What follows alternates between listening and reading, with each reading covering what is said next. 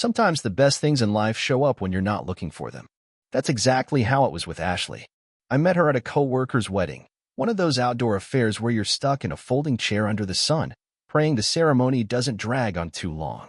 She was sitting a few rows ahead of me, laughing quietly at the awkward vows the groom stumbled through.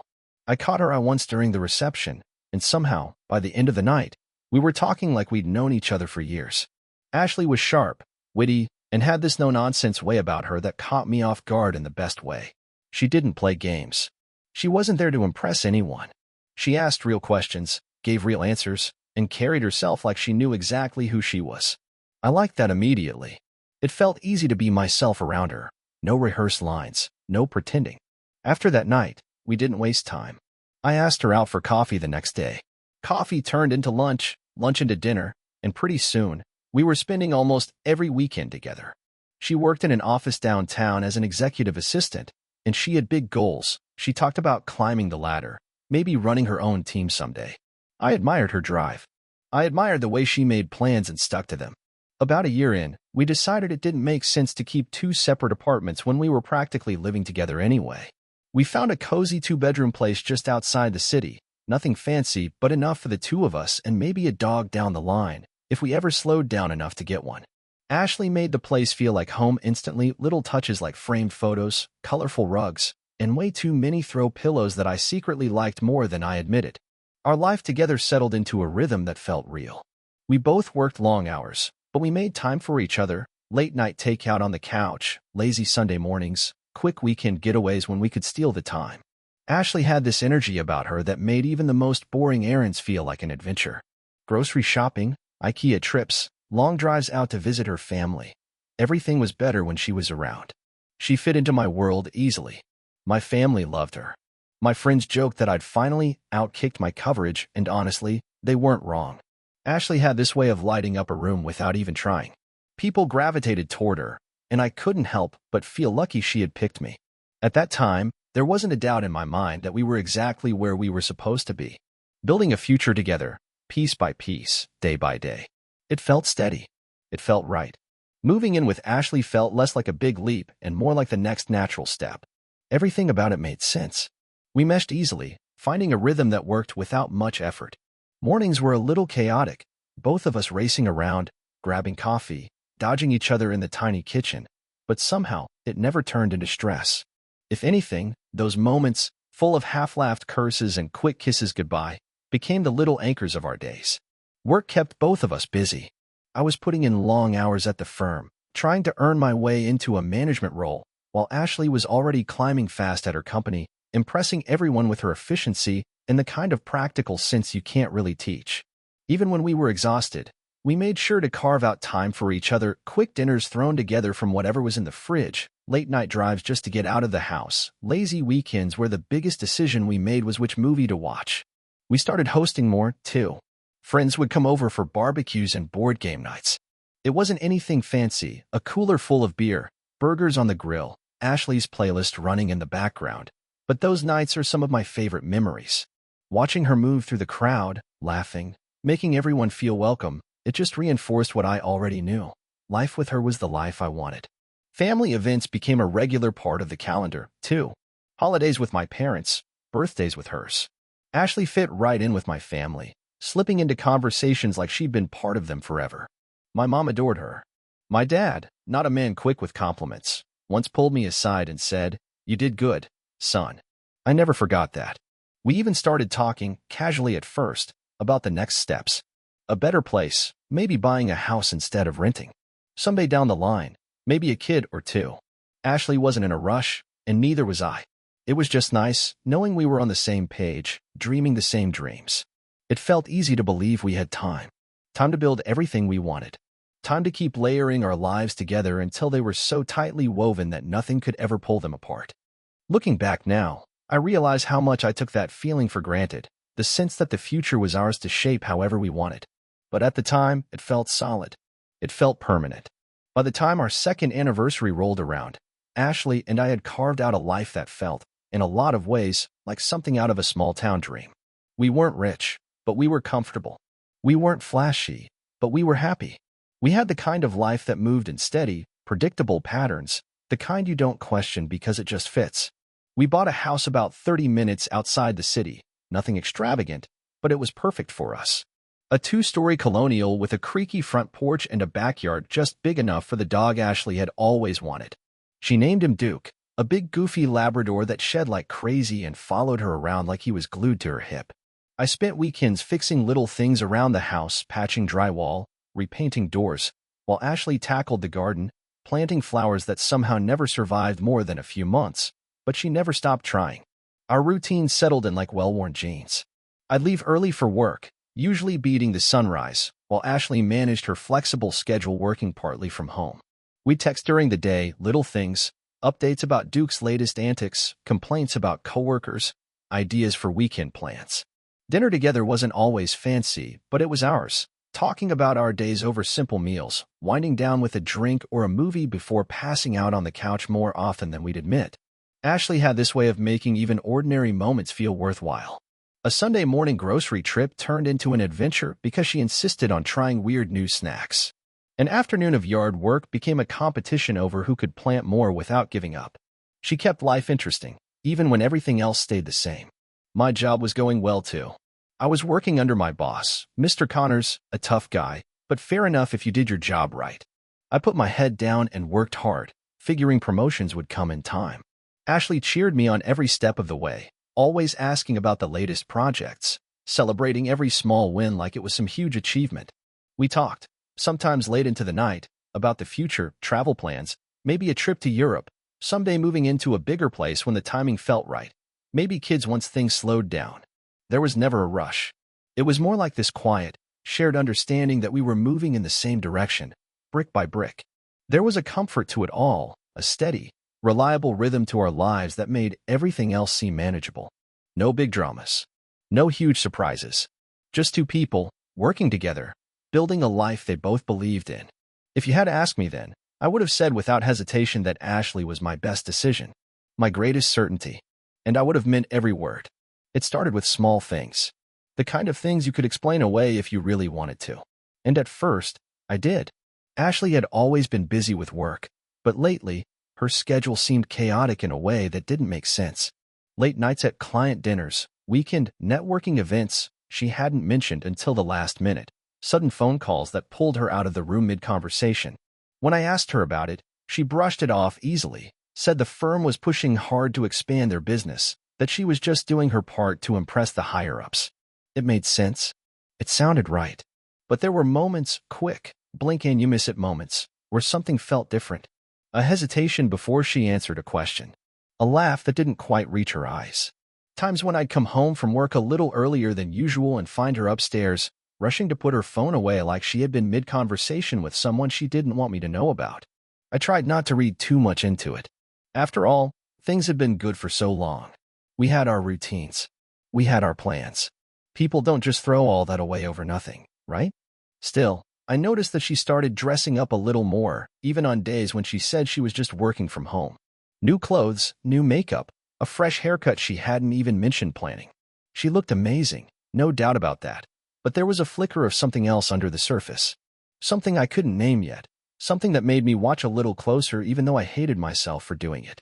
Around that time, Mr. Connors, my boss, started showing up in conversations more than usual too. Ashley mentioned him often, casually dropping his name when she talked about meetings or new clients.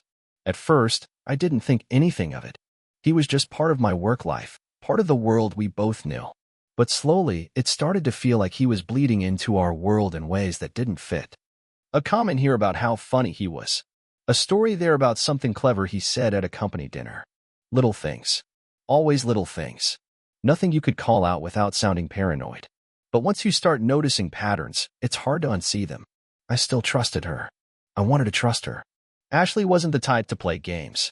She was straightforward, practical, loyal. At least, that's what I had always believed. But for the first time in a long time, a tiny voice in the back of my head, the one I kept trying to silence, started whispering that maybe I didn't know everything after all. The strange thing about suspicion is how quietly it moves in. It doesn't come crashing through the door screaming alarms.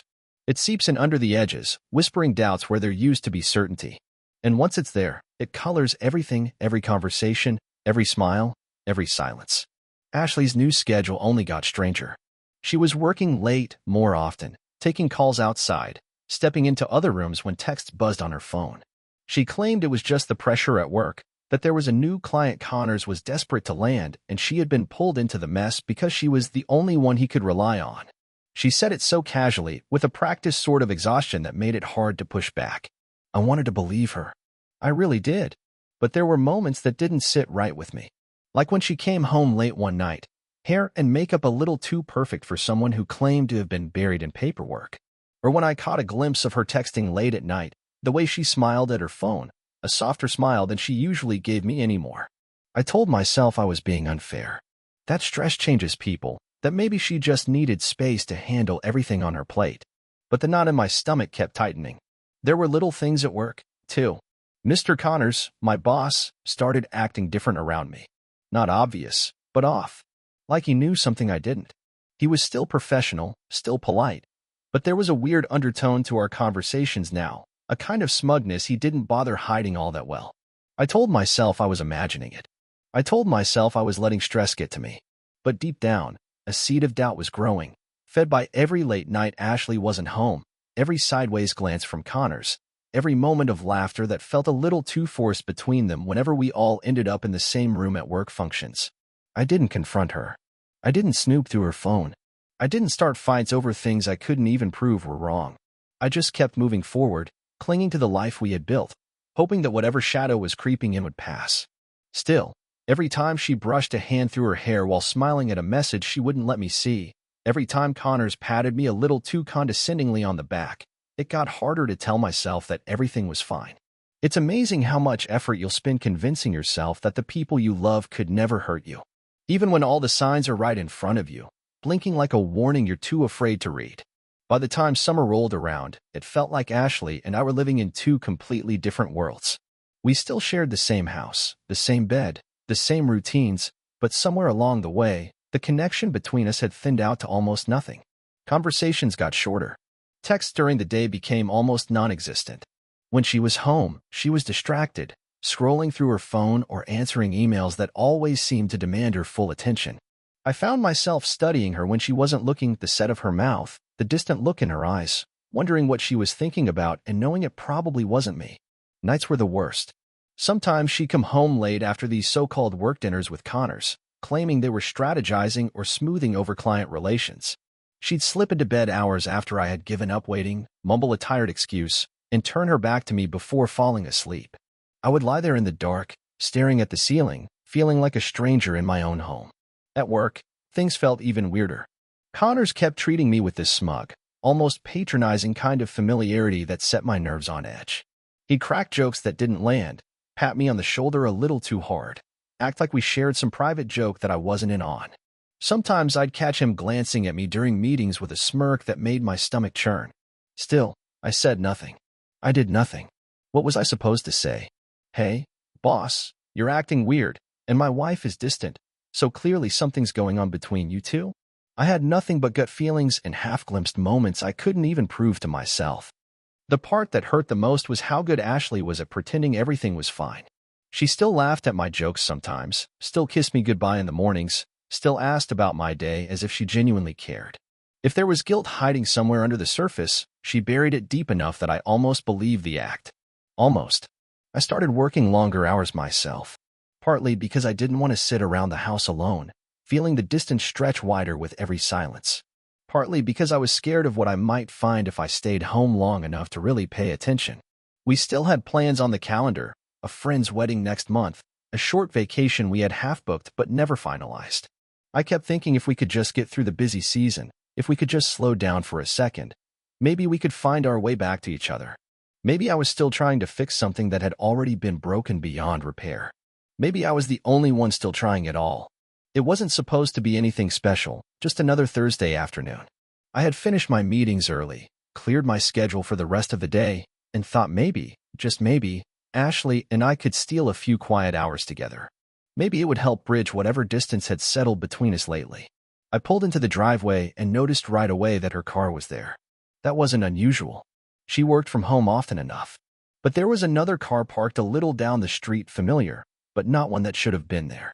I didn't think much of it at first. Maybe a neighbor's guest. Maybe nothing. I let myself into the house as quietly as I could, hoping to surprise her. The downstairs was empty, the faint buzz of the air conditioning the only sound. I called out her name once, but there was no answer. Duke wasn't barking either, which was strange. He always lost his mind when I came home. Something felt off. I climbed the stairs slowly, heart thudding harder with every step. As I reached the top, I heard it, voices. Laughter. A man's voice, low and familiar, and Ashley's giggle, light and teasing in a way I hadn't heard directed at me in months. The bedroom door was half closed. I pushed it open before I could think twice. There they were. Ashley and Connors, tangled up together in our bed, our sheets. Laughing. They didn't scramble or try to cover up. They didn't even look surprised. Connors just leaned back against the headboard, arms slung casually around Ashley, a smirk plastered across his face. Ashley smiled lazily at me, like I was an amusing distraction, something barely worth her full attention. For a second, I couldn't breathe, couldn't think, couldn't even speak. Then she spoke first, voice dripping with a cruel sort of amusement. "I don't need a husband anymore," she said simply, like it was the most obvious thing in the world. Like she was stating a fact, not shattering the life we had spent years building. Connors chuckled, like this was all some grand joke I was too stupid to get. "You're fired, by the way," he added, tossing the words out like an afterthought. "Consider this your notice." It hit me like a punch to the gut, the betrayal, the humiliation, the final, brutal cutting of ties. Not only had they destroyed my marriage, but he was taking my job too. They didn't even have the decency to pretend otherwise. I stood there for another heartbeat, frozen in the doorway, while they laughed. While they mocked everything I had built, everything I had trusted. Something inside me snapped then. Not rage, not yet. Something colder. Something sharper. Without a word, I turned and walked out. The house I had poured my life into, the woman I had loved without question, the career I had fought to build, it was all gone. Burned down in one ugly, unforgivable moment. But if they thought they had won, if they thought they had broken me, they hadn't seen anything yet. Not even close. I didn't go home that night. I couldn't. Not after what I'd seen, not after what they'd done. I drove aimlessly for hours, burning through half a tank of gas without even noticing, fist clenched around the steering wheel so tightly my knuckles ached. Rage pulsed through me, cold and pure, sharper than anything I'd ever felt before. By the time I pulled back into the driveway the next morning, I had made up my mind. I wasn't going to yell. I wasn't going to plead. I wasn't going to let them turn me into a man groveling for the scraps they had decided to throw away. They didn't deserve my anger. They deserved consequences. I walked inside and found them, Ashley and Connors, still there like they owned the place. Sitting in my living room, sipping coffee like they hadn't burned everything to the ground just the day before. They barely looked up when I came in. Maybe they thought I'd just accept it. Maybe they thought I was too weak to do anything about it. I didn't give them a speech. I didn't give them a second chance. I simply pointed at the door. "Get out," I said. Calm. Even. Ashley opened her mouth, probably to start one of her long, gaslighting explanations, but I didn't wait. I grabbed garbage bags from the kitchen, stuffed her things into them without care, clothes, shoes, whatever was hers. I didn't bother separating anything neatly. I hauled the bags out onto the front lawn and dumped them there without a second glance. Connor stood there, smug and silent, like he was daring me to do something worse. I almost laughed at him. He had no idea. I told them both, clear as crystal, the locks would be changed today. Their keys were worthless. I didn't want to see their faces again, not here, not anywhere. They left eventually, muttering curses and empty threats as they dragged Ashley's things off the lawn. Watching them go felt better than I expected. Like breathing after holding it for too long. But I wasn't done. Not by a long shot. Connors' wife, Stephanie, had always been friendly, too friendly, some might have said. I hadn't thought much of it before. She was beautiful, sharp, and if I was being honest, she deserved better than him long before all of this happened. I sent her a simple message that night. "We need to talk. You deserve the truth." She agreed to meet without hesitation. Sitting across from her at a quiet bar downtown, I watched her face crumble as I told her everything. No exaggerations, no softening the blow. She deserved honesty, something neither of our spouses had been willing to give. One thing led to another. The conversation turned into drinks. The drinks turned into confessions. The confessions turned into something desperate and undeniable. Neither of us planned it. Neither of us cared enough to stop it. When Stephanie ended up pregnant a few months later, I didn't feel guilty. I felt free. Connors had stolen my marriage, my job, my trust. I had taken something from him he could never get back. And for the first time in a long time, the scales finally felt even. The very next morning after kicking them out, I called the locksmith. I didn't wait, didn't hesitate. By noon, every lock in the house had been changed, doors, garage, even the side gate. The locksmith asked if I had lost my keys or if it was an emergency situation. I just nodded. It was easier than trying to explain that I wasn't locking out a burglar. I was locking out the wreckage of my life. When Ashley came back later that afternoon, she found the front door wouldn't open. I watched from the upstairs window as she rattled the handle, then banged on the door, her voice getting sharper with each second. She pounded and shouted my name like she thought that alone would still carry weight. Like I would come running out, apologizing, begging for forgiveness. She had always been good at spinning the story to make herself the victim. But not this time. I didn't move. I didn't say a word. I just stood there and watched, feeling a calmness settle over me that I hadn't felt in months. She stood on the porch for a long time, alternating between anger and desperation, calling my phone over and over until the buzzing became background noise. I didn't answer. I didn't even look at the messages stacking up one after another. Please, let's talk. You're being unfair. You're throwing everything away. You don't understand. It wasn't what it looked like. I understood perfectly. I understood more than she ever thought I would. Every call went straight to voicemail. Every text went unanswered. Every attempt she made to claw her way back into my life was met with nothing but silence. She had made her choice when she laughed in my face from our bed with another man, and now she was living with it. Without me. Eventually, she stopped banging on the door. Eventually, she stopped calling. Or maybe she didn't. Maybe I just stopped noticing. I was done chasing explanations. I was done looking for apologies that wouldn't mean anything even if I got them. She tried dropping by a few more times in the weeks that followed, leaving notes under the door, pleading for a conversation, a second chance, anything. I didn't touch them. Didn't even read them.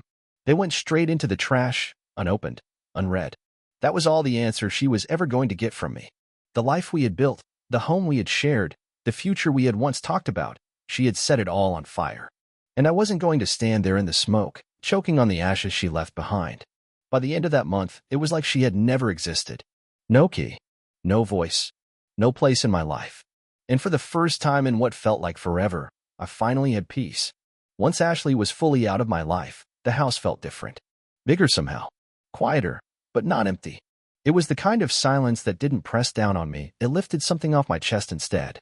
For the first time in years, I wasn't living in the shadow of someone else's lies. Every room in that house, every decision I made, was mine again. And it felt good. It felt earned. I spent the next few months focusing on myself, really focusing. I picked up old hobbies I hadn't touched in years. Went fishing on weekends. Fixed up the backyard deck I had been putting off forever. Took Duke on long walks through the trails outside town until we both collapsed on the couch, happy and tired. I wasn't running from anything anymore. I was just living, breathing, finally being present in a life I didn't have to second guess. Work was different too. Without Connors hanging over my head, I found a new job at a different company, one that valued loyalty and integrity, not backroom politics. It wasn't easy starting over, but it was necessary. And every step I took away from my old life felt like shedding a skin that had grown too tight and suffocating. I wasn't looking for anyone. I figured I'd stay single for a long time, maybe forever. I didn't want the drama, didn't want to risk building something just to watch it rot from the inside out. But life has a funny way of surprising you when you least expect it. I met Lauren at a mutual friend's backyard barbecue. She wasn't flashy. She wasn't trying to be the center of attention. She was just there, holding a plate of food and laughing at a dumb joke someone made. We ended up sitting next to each other, talking about everything and nothing for hours. Movies we loved, cities we wanted to visit, the little things that made us both feel human again. It wasn't a fireworks moment. It was something quieter, better, a feeling of ease I hadn't realized I'd been craving. We took things slow. No rushing, no forcing anything. Just two people getting to know each other without expectations hanging heavy between us. With Lauren, there were no games, no mixed signals, no need to second-guess every word or every glance. Just honesty, just time. It didn't take long before I realized that what I had with her, even in those early days, was something deeper than what I ever really had with Ashley. It wasn't about filling a hole or fixing a broken past. It was about building something new, brick by brick, with someone who wanted the same things for the same reasons. For the first time in years, I wasn't looking back anymore. I wasn't wondering what if or why me. I was just moving forward. And it felt damn good. It's strange, looking back at the life I used to have. For a long time, I thought the pain would always sit there like a stone in my chest. The betrayal, the humiliation, the sheer unfairness of it all. I thought I would carry it around forever, dragging it into every conversation, every future relationship, every quiet moment alone. But I don't. Somewhere along the way, without even realizing it, the weight started to lift. It didn't happen all at once. It was slow, days where I didn't think about Ashley at all, conversations where Connor's name didn't even cross my mind.